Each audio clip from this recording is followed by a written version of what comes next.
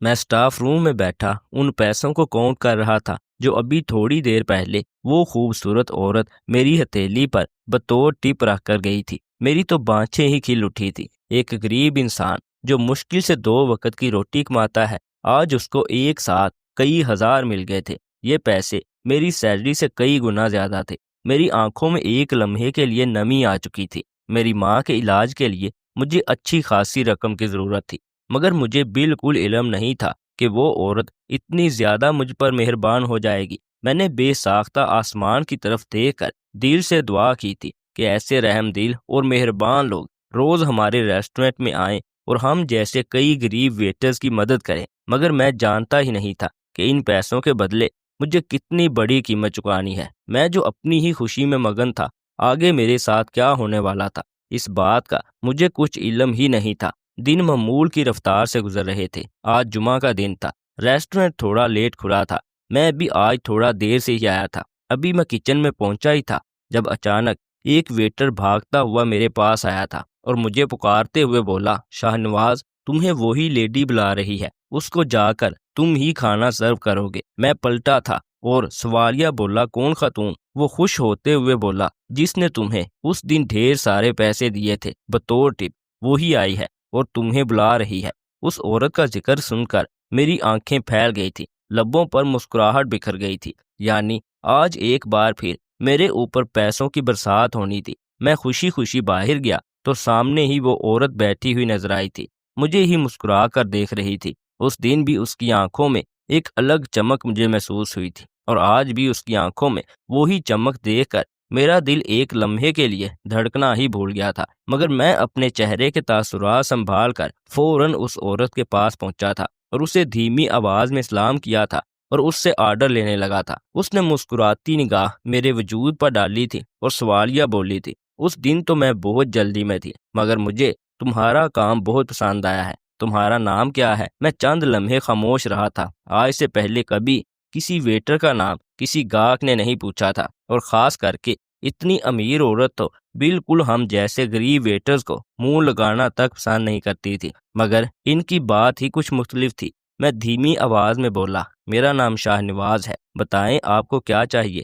آپ کی خدمت کے لیے میں ہر وقت حاضر ہوں۔ جب وہ عورت مجھ سے اتنے اچھے سے بات کر سکتی تھی تو مجھ پر بھی لازم تھا کہ میں بھی اس کے ساتھ اچھا برتاؤ کرتا۔ اسی لیے میں نے اپنے لہجے کو میٹھا کر لیا تھا۔ وہ مجھے اب آرڈر دینے لگی تھی اور میں بہت ہی انہماک سے اس کا آرڈر لے رہا تھا۔ میں آرڈر لے کر جیسے ہی پلٹا، وہ مجھے دیکھتے ہوئے بولی تھی، تھوڑا جلدی کرنا، میرے پاس وقت نہیں ہے، مجھے ضروری کام سے جانا ہے۔ میں نے سر کو ہلکی جنبش دی تھی اور سیدھا کچن میں آ کر آرڈر دے دیا تھا۔ اب میں باقی کی ٹیبل پر آرڈر لے رہا تھا، مگر مجھے واضح طور پر اپنے وجود پر اس عورت کی نظروں کی تپش محسوس ہو رہی تھی، اور 1-2 بار تو میں نے بھی ان کی طرف مسکرا کر دیکھا تھا، اور پھر سیدھا کچن میں آ کر ان کا آرڈر لیے ان کے پاس پہنچایا تھا۔ وہ مجھے دیکھتے ہوئے بولی تھی، تم نے کہاں تک تعلیم حاصل کی ہے؟ میں نے ان کی طرف ایک نگاہ ڈالی تھی اور ان کا آرڈر سرو کرتے ہوئے بولا تھا، محض 8 جماعت تک تعلیم حاصل کی ہے، اس کے بعد بابا کا انتقال ہو گیا اور میں نے گھر کی ذمہ داری اٹھا لی۔ آپ کو کچھ اور تو نہیں چاہیے؟ میں بات کرتے کرتے بات کا رخ تبدیل کر چکا تھا۔ وہ مجھے دیکھتے ہوئے سر نفی میں ہلانے لگی تھی۔ میں ابھی جاتا، اس سے پہلے ہی انہوں نے مجھے پکارا تھا، شاہ نواز بات سنو۔ میں مڑا تو وہ مجھے دیکھتے ہوئے بولی، آؤ میرے ساتھ بیٹھو، میرے ساتھ لنچ کرو، مجھے اچھا لگے گا۔ ان کی بات سن کر میں اب تھوڑا گھبرا گیا تھا، کیونکہ میں یہاں نوکری کرتا تھا، یہ ممکن نہیں تھا۔ میں سر نفی میں ہلاتے ہوئے معذرت خواہ لہجے میں بولا تھا، معافی چاہتا ہوں میڈم، لیکن میں آپ کے ساتھ نہیں بیٹھ سکتا، میں ابھی آن ڈیوٹی ہوں۔ یہ کہتے ہی میں آگے بڑھ گیا تھا۔ میں کسی عورت کے احساسات سے نہیں کھیل سکتا تھا۔ اگر وہ مجھے اچھا سمجھ رہی تھی تو میں خود کو چند پیسوں کی وجہ سے ان کی نظروں میں نہیں گرا سکتا تھا۔ ابھی میں کام میں مگن ہی ہوا تھا جب اچانک ایک ویٹر میرے پاس آیا تھا اور مجھے دیکھتے ہوئے بولا تھا کہ تمہیں وہی عورت بلا رہی ہے۔ اس بار مجھے تھوڑی گھبراہٹ ہوئی تھی کہ یہ عورت میرے پیچھے کیوں لگ گئی ہے۔ سلام دعا ہو گئی، میں نے ان کا آرڈر لے لیا، تو اب یہ دوبارہ کیوں بلا رہی ہے؟ پاس ہی مینیجر کھڑا ہوا تھا۔ مجھے نہ جاتا دیکھ کر وہ تھوڑا غصے سے بولا، آواز نہیں آ رہی؟ گاہک نے پیغام پہنچایا ہے، فوراً جاؤ ان کے پاس، جو کہتی ہے ان کی بات سنو۔ اس طرح کھڑے رہنے کے لیے نہیں کہا گیا ہے تمہیں، پیسے یہاں تم مفت کے نہیں لے رہے۔ ان کی بات سن کر میں تھوڑا گھبرا گیا تھا اور سیدھا باہر آیا تھا۔ وہ عورت اب کھڑی ہو چکی تھی اور شاید میرا ہی انتظار کر رہی تھی۔ میں پاس پہنچا تو وہ عجلت میں بولی تھی، بہت دیر کرتے ہو شاہ نواز، میں نے کتنی دیر پہلے تمہیں یاد کیا تھا۔ یہ کہتے ہی انہوں نے میری طرف پیسے بڑھائے تھے، یہ تمہاری ٹپ۔ جبکہ اس بار میری آنکھیں بڑی ہو گئی تھی۔ میں انہیں منع کرنا چاہتا تھا مگر وہ اب ریسٹورنٹ سے نکلتی جا رہی تھی۔ یہ کون تھی جو آتی تھی اور مجھے پیسے دے کر چلی جاتی تھی؟ پہلی دفعہ تو سمجھ آتا ہے کہ وہ خوش ہو کر دے کر گئی تھی، لیکن اب دوبارہ میں چپ چاپ واپس کچن میں آ کر برتن واش کرنے لگا تھا۔ دن اپنی رفتار کے مطابق گزر چکا تھا۔ گھر جاتے وقت بھی میرے دماغ میں وہی عورت چل رہی تھی کہ آخر اس کا ارادہ کیا ہے۔ اس کی آنکھوں میں موجود چمک مجھے بہت کچھ بتاتی تھی۔ میں کوئی چھوٹا بچہ نہیں تھا، ایک 24 سال کا کڑیل جوان مرد تھا جس کو ہر چیز اب سمجھ آتی تھی۔ گھر کی مشکلات نے مجھے اتنا سمجھدار بنا دیا تھا کہ میں اڑتی چڑیا کے پر گن لیتا تھا۔ میں گھر پہنچا تو میری ماں برآمدے میں بیٹھی قرآن پاک کی تلاوت کر رہی تھی۔ میں ان کے پاس جا کر خاموشی سے بیٹھ گیا تھا۔ انہوں نے آخری آیت مکمل کی تھی اور پھر دعا مانگ کر چہرے پر ہاتھ پھیر لیا تھا۔ میری جانب سوالیہ نگاہوں سے دیکھتے ہوئے بولی، اتنا وقت کیوں لگ گیا تمہیں؟ کب سے تمہارا انتظار کر رہی ہوں۔ ان کی بات سن کر میں مسکرایا تھا اور ان کا ہاتھ چومتے ہوئے بولا تھا، بس کام زیادہ ہوتا ہے۔ آپ بتاؤ، چھوٹی سو گئی ہے؟ انہوں نے سر کو ہلکی جنبش دی تو میں ان کی گود میں ہی سر رکھ کر لیٹ گیا تھا۔ میری ممی میرے بالوں میں ہاتھ چلاتے ہوئے بولی، کیا ہوا ہے؟ پریشان لگ رہے ہو؟ سب خیریت تو ہے نا؟ میرا دل کیا کہ میں ممی کو اس عورت کے بارے میں بتا دوں، لیکن پھر میں خاموش ہو گیا کہ وہ ایک گھریلو خاتون ہے۔ اگر انہوں نے یہ بات کسی اور کو بتائی تو نہ جانے لوگ کیا سمجھیں گے۔ میں نے ممی کو کچھ بھی نہیں بتایا تھا، بس ان سے ادھر ادھر کی باتیں کر کے وقت گزار لیا تھا۔ کمرے میں آ کر بھی میں مسلسل ان پیسوں کے بارے میں ہی سوچتا جا رہا تھا۔ وہ کوئی 2-3 ہزار نہیں تھے بلکہ پورے 15,000 روپے تھے۔ ایک ساتھ کوئی عورت آپ کو اگر بطور ٹپ 15,000 دے دے، یہ کوئی چھوٹی رقم نہیں ہوتی۔ میں نے وہ پیسے نکال کر اپنی الماری کے تہہ خانے میں چھپا دیے تھے تاکہ کسی برے وقت میں میرے کام آ سکے۔ میں اب بستر پر لیٹ گیا تھا اور اس عورت کے بارے میں ہی مسلسل سوچتا جا رہا تھا کہ وہ کون تھی، مگر زیادہ ذہن پر زور دینے کے باوجود بھی میرے دماغ میں کوئی ایسی خاتون نہیں آئی تھی جن کو میں جانتا ہوں۔ رات قطرہ قطرہ کر کے پگھلتی چلی گئی تھی۔ مجھے کافی دیر بعد نیند آئی تھی۔ اگلی صبح جب میں بیدار ہوا تو میرے نمبر پر کسی کی کال آ رہی تھی۔ میں نے حیران ہو کر موبائل کو دیکھا تھا کہ بھلا اس وقت مجھے کون فون کر سکتا ہے۔ میں نے کال ریسیو کر کے جیسے ہی کان پر لگائی تو اگلی طرف سے ایک نسوانی آواز برآمد ہوئی تھی، کیسے ہو شاہ نواز؟ تمہاری طبیعت ٹھیک ہے؟ اور کیا کر رہے تھے آپ؟ یہ آواز کسی اور کی نہیں بلکہ کل والی ریسٹورنٹ میں موجود عورت کی ہی تھی۔ میں دھنگ رہ گیا تھا کہ ان کے پاس میرا نمبر کہاں سے آیا۔ میں حیران ہو کر بولا، آپ کون ہیں؟ میرا نمبر آپ کو کہاں سے ملا؟ وہ دھیما کہکا لگا کر ہنسی تھی اور مسکراتے لہجے میں بولی تھی، بس جن سے محبت کی جاتی ہے، جو اچھے لگنے لگتے ہیں، ان کا نمبر بہت آسانی سے حاصل کر لیا جاتا ہے۔ بتاؤ تم کیسے ہو، کیا کر رہے تھے؟ ان کی بات سن کر مجھ پر سختہ طاری ہو گیا تھا۔ جیسا میں سوچ رہا تھا کہیں ویسا تو نہیں۔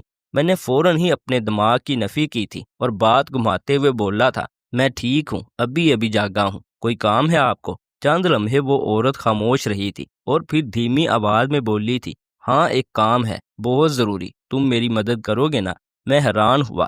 2 دن پیسے دے کر یہ عورت مجھ سے مدد مانگ رہی تھی۔ میں اس بات کو تو پہلے دن ہی سمجھ گیا تھا جب اس نے میرے سامنے ہزار کے نوٹ رکھے تھے کہ یہ عورت مجھے اتنی آسانی سے نہیں بھولے گی، مگر مجھے یہ علم نہیں تھا کہ یہ میرا نمبر تک حاصل کر لے گی اور اب کام کا بھی مطالبہ کرے گی۔ میں چند لمحے خاموش رہا تھا اور پھر ایک گہری سانس لے کر بولا تھا، حکم کریں، آپ کے لیے کیا کرنا ہے؟ آپ جیسی خاتون کے لیے تو جان بھی حاضر ہے۔ جب وہ مجھ سے محبت سے پیش آ سکتی تھی تو مجھ پر بھی لازم تھا کہ میں بھی محبت سے ہی بات کروں۔ انہوں نے اس بار کوئی جواب نہیں دیا تھا اور محض یہ بول کر فون رکھ دیا تھا کہ آج میں ہوٹل میں آؤں گی، 2 بجے تک تم آ جانا، میں پھر وہیں تم سے بات کر لوں گی۔ یہ کہتے ہی انہوں نے فون بند کر دیا تھا، جبکہ میرا دل اب بری طرح سے دھڑکنا شروع ہو گیا تھا۔ یہ خاتون کون تھی جو مجھ سے اتنی محبت سے پیش آ رہی تھی، مجھے پیسے دے رہی تھی، اور وہ بھی 15,000 10,000؟ یہ کوئی چھوٹی رقم نہیں ہوتی۔ ایک عام انسان کے لیے تو یہ پورے مہینے کی تنخواہ ہوتی ہے۔ کافی دیر تک میں کمرے میں بیٹھا اسی بارے میں سوچتا رہا تھا، اور پھر سر جھٹک کر واش روم چلا گیا تھا۔ وہاں سے فریش ہو کر میں باہر آیا تو برآمدے میں ہی میری ماں بیٹھی ہوئی تھی، بہن کو ہدایت دے رہی تھی کہ آج دوپہر کے کھانے میں کیا بنایا جائے گا۔ مجھے دیکھ کر انہوں نے میرے لیے ناشتہ بنانے کا بھی حکم جاری کر دیا تھا۔ میرا دل کیا کہ میں اماں سے اس بات کے بارے میں ذکر لازمی کروں، اسی لیے میں نے دھڑکتے دل کے ساتھ ممی کا ہاتھ تھام لیا تھا۔ وہ مجھے سوالیہ نگاہوں سے دیکھنے لگی تو میں دھیمی آواز میں بولا تھا، آپ سے ایک ضروری بات کرنی ہے۔ 2 دن سے میں بہت بے چین ہوں، اور اب تو حد ہو گئی۔ آپ جانتی ہیں میں آپ سے کچھ نہیں چھپاتا۔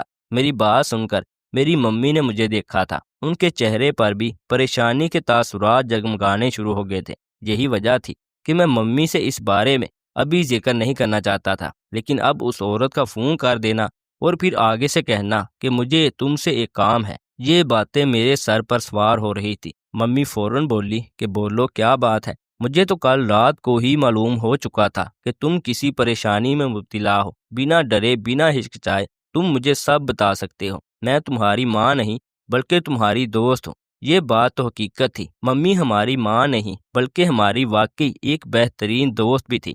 پاپا کے انتقال کے بعد انہوں نے ہمیں اتنے اچھے طریقے سے پالا تھا کہ کوئی ماں اپنی اولاد کو ایسا پال ہی نہیں سکتی۔ چند لمحے میں نے ان کے چہرے کو دیکھا تھا، لیکن پھر میں چپ ہو گیا تھا۔ مجھے یہ باتیں ابھی ممی سے کرتے ہوئے بہت زیادہ عجیب محسوس ہو رہا تھا۔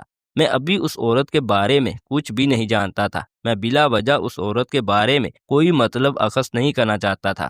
تھوڑی دیر بعد ہی میری بہن ناشتے کی ٹرے لے کر آ گئی تھی۔ ممی نے کئی بار مجھ سے یہ سوال پوچھا کہ بتاؤ تو صحیح کیا بات ہے، تم مجھ سے کیوں چھپا رہے ہو؟ تم ڈرو مت، میں تمہاری بات کسی کو بھی نہیں بتاؤں گی۔ لیکن میں جانتا تھا کہ عورت پیٹ کی ہلکی ہوتی ہے، اور میری ممی کافی بدتنی طبیعت کی تھی۔ اگر خالہ آ جاتی یا پھر محلے کی کوئی عورت آ جاتی تو یہ بہت آرام سے اس بات کا ذکر کر سکتی تھی، اور میں ابھی فی الحال اپنی بدنامی نہیں چاہتا تھا، اسی لیے میں نے چپ رہنے میں ہی عافیت جاننی تھی۔ خاموشی سے ناشتہ کر کے میں ریسٹورنٹ کے لیے نکل چکا تھا۔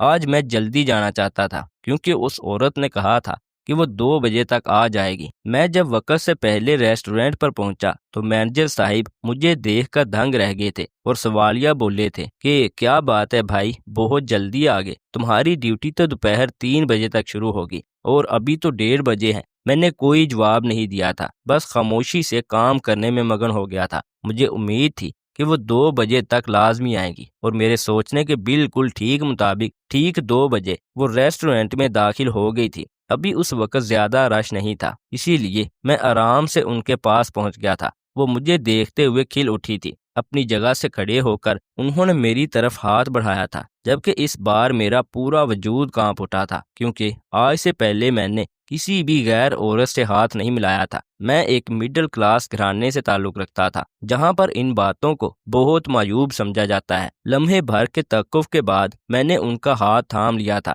ان کا ہاتھ کسی روئی کے گولے کی طرح تھا۔ وہ مجھے دیکھتے ہوئے بولی تھی، مجھے معلوم تھا شاہ نواز، تم میری بات بالکل نہیں ٹالو گے، تم بہت اچھے ہو، اور مجھے معلوم ہے کہ تم میرا کام ضرور کرو گے۔ اچانک ہی ان کا لہجہ تبدیل ہو گیا تھا، آنکھوں میں سنجیدگی آ گئی تھی، اور اب ہاتھ بھی انہوں نے مجھ سے الگ کر لیا تھا۔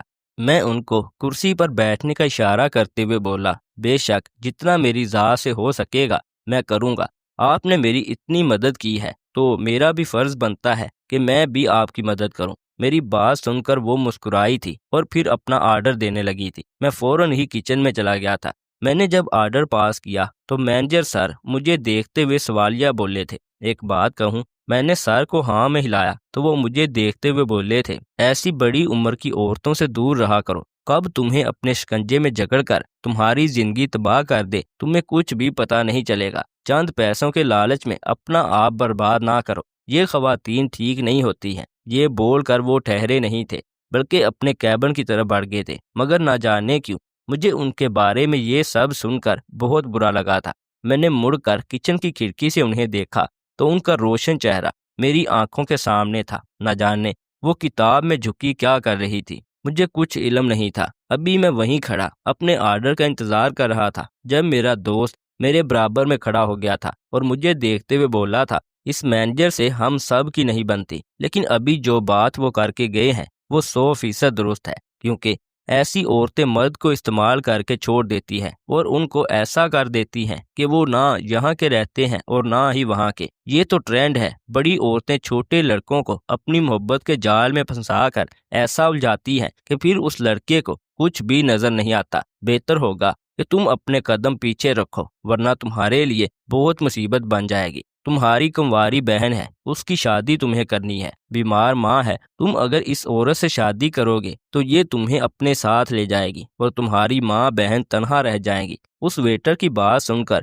مجھے یکدم غصہ آیا تھا اور میں اس کو دیکھتے ہوئے بولا، بکواس بند کرو اور زبان سنبھال کر بات کرو۔ شادی اور میں وہ بھی ان سے کسی قیمت پر نہیں کر سکتا۔ یہ عورت بہت اچھی ہے اور بہت امیر ہے، جن کی میں محض عزت کرتا ہوں، اس سے زیادہ اور کچھ نہیں۔ ہمارے پاکستان میں یہی بات سب سے بری ہے، اگر کوئی آپ سے ہنس کر بات کر رہا ہے تو اس کا مطلب ہے کہ آپ کا اس کے ساتھ چکر چل رہا ہے۔ یہ سوچ انسان کو بدل لینی چاہیے، مگر آج تک ہم سب وہی پرانی سوچ میں اٹکے ہوئے ہیں۔ اسی دوران میرا آرڈر بھی تیار ہو گیا تھا، جسے لے کر میں اس عورت کے پاس پہنچایا تھا۔ میں نے ان کے سامنے آرڈر سرو کیا تو آج وہ مجھے دیکھتے ہوئے بولی تھی کہ پلیز میرے پاس بیٹھ جاؤ، میں تمہارے مینیجر سے بات کر لیتی ہوں۔ تمہاری اس ڈیوٹی کے بدلے جتنے بھی پیسے پے کرنے ہیں میں تیار ہوں، مجھے تم سے ضروری بات کرنی ہے۔ ان کا انداز دیکھ کر میں تھوڑا گھبرا گیا تھا۔ ان کی آنکھوں میں موجود چمک، چہرے پر مسکراہٹ اور بات کرنے کے انداز نے مجھے لمحے بھر کے لیے کانپنے پر مجبور کر چکا تھا،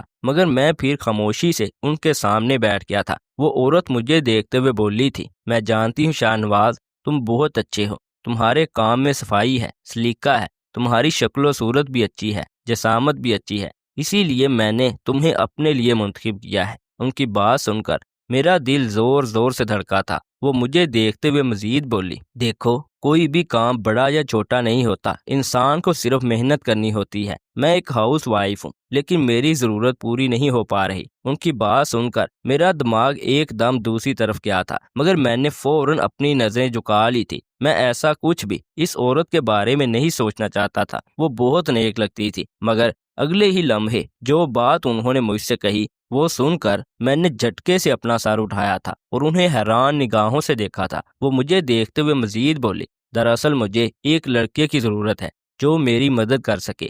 میں فوراً بولا، پلیز آپ ایک بار میں ہی اپنی بات کا مقصد سمجھا دیں، مجھے اس طرح آپ کی باتیں سمجھ نہیں آ رہی بلکہ الجھن ہو رہی ہے۔ میری بات سن کر وہ عورت مسکرائی تھی اور مجھے دیکھتے ہوئے بولی، کیا تم میرے ساتھ ابھی چل سکتے ہو؟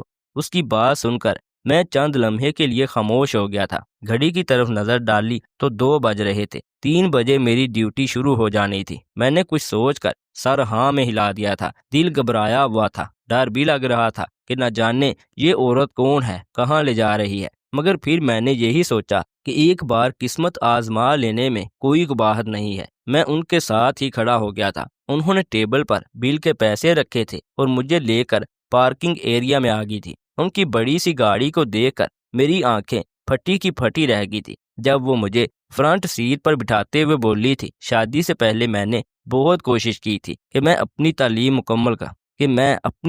مکمل کر سکوں، لیکن ممی پاپا کی طرف سے مجھے اجازت نہیں ملی۔ ان کا کہنا تھا کہ جو بھی کرنا ہے اپنے شوہر کی اجازت سے کرنا۔ میں نے ان سے خوب منت کی کہ مجھے پڑھائی کرنے دیں، مجھے بہت شوق ہے، مگر انہوں نے منع کر دیا اور میری شادی ایک امیر انسان سے کروا دی۔ شروع میں مجھے بہت تکلیف ہوتی تھی کہ میں اپنے خواب پورے نہیں کر پائی، مگر دھیرے دھیرے جب میں اپنے شوہر کے ساتھ وقت گزارنے لگی تو مجھے معلوم ہوا کہ وہ کتنے اچھے انسان ہیں۔ انہوں نے مجھ سے وعدہ کر لیا تھا کہ وہ میری تعلیم ضرور پوری کروائیں گے، لیکن وقت گزرتا گیا اور میرے بچے ہو گئے۔ بچے پیدا ہونے کے بعد تو میں بالکل گھر کی ہو کر رہ گئی تھی۔ اپنی زندگی میں جو خواب دیکھے تھے وہ سب مٹی ہو گئے، مگر اب میرے بچے بڑے ہو چکے ہیں۔ بڑا بیٹا 7 سال کا ہے اور چھوٹا 5 سال کا۔ میری خواہش ہے کہ میں اب بھی اپنی تعلیم مکمل کروں، لیکن آج تک مجھے ایسا کوئی بھی نہیں ملا جو میرے بچوں کا خیال رکھ سکے۔ ملازمہ ہیں، مگر مجھے ان پر بھروسہ نہیں ہوتا۔ ان کے کام میں گندگی ہوتی ہے، سلیقہ شعاری نہیں ہوتے۔ یہی وجہ ہے کہ میں کسی ایسے شخص کو ڈھونڈ رہی ہوں جو میری مدد کر سکے کہ میرے بچے اس کے حوالے ہو جائیں اور میں آرام سے یونیورسٹی چلی جاؤں۔ ان کی بات سن کر میں نے ان کو سوالیہ نگاہوں سے دیکھا تھا اور بولا تھا، لیکن میڈم آپ مجھے یہ سب کیوں بتا رہی ہیں اور آپ مجھے کہاں لے جا رہی ہیں؟ ساری بات چیت کے درمیان میں اب پہلی بار بولا تھا۔ وہ مجھے دیکھتے ہوئے بولی، سب سے اچھی بات تمہاری یہی ہے کہ تم بات پوری سنتے ہو۔ دراصل میں تمہیں جاب آفر کرنا چاہتی ہوں۔ تمہیں جو پیسے اس ریسٹورنٹ سے مل رہے ہیں میں اس سے زیادہ تمہیں دوں گی۔ بس تم میرے بچوں کا خیال رکھنا، انہیں دن میں پارک لے جانا، ان کی پسند کا کھانا انہیں بنا کر کھلا دینا، بس یہی تمہارا کام ہوگا، اور تمہاری چھٹی شام 5 بجے ہو جایا کرے گی۔ ان کی بات سن کر میں دھنگ رہ گیا تھا۔ ریسٹورنٹ سے جو پیسہ مجھے مل رہا تھا اس میں تو میرا گزارا بھی نہیں ہو رہا تھا۔ اگر یہ خاتون مجھے اتنی اچھی جاب آفر کر رہی تھی تو میں نے انکار کرنے کا سوچا بھی نہیں تھا۔